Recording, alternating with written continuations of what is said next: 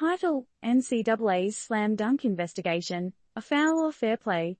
TLDR. The NCAA's 4-year-long investigation into college basketball's rule benders, focusing on Coach Will Wade, has turned into a comedy of errors.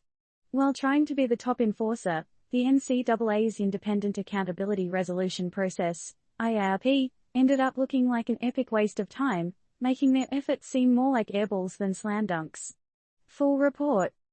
Take a look at the strange saga of the NCAA's investigation of Will Wade and his merry band of ballers. After nearly 6 years of digging, NCAA turned up. Drumroll please. A 10-game suspension and minor recruiting restrictions for Mr. Wade. That's right, the epic crackdown resulted in what amounts to a timeout. Caught on wiretap discussing player purchases and payments, Wade's actions clearly violated NCAA rules, but after 4 years, was this a worthwhile outcome? Could that money and time have been spent elsewhere? Sure, Wade got fired from LSU, but now he's comfortably chilling at McNeese State, prepping for his redemption tour. Given the changing landscape of college sports, where many of Wade's previously illicit activities are now legal, he's likely to bounce back faster than a Spalding on a hardwood court.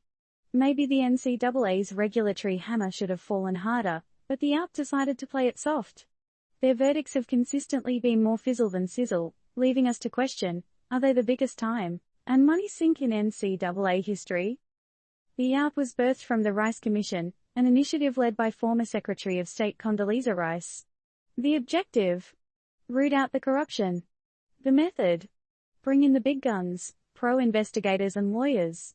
The outcome? They chuckled at the NCAA's investigative processes and left with more disdain than they arrived with. Why? Because the NCAA, without subpoena power and facing a myriad of investigative challenges, often resorts to constructing charges based on whatever facts they could scrape together. For real-world legal minds, this smacked of amateur hour.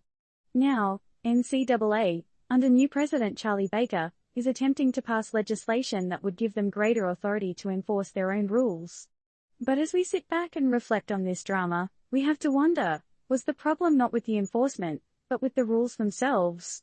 Will Wade, notorious rule bender, flouted the NCAA rulebook at LSU with audacity. There's no debate about that.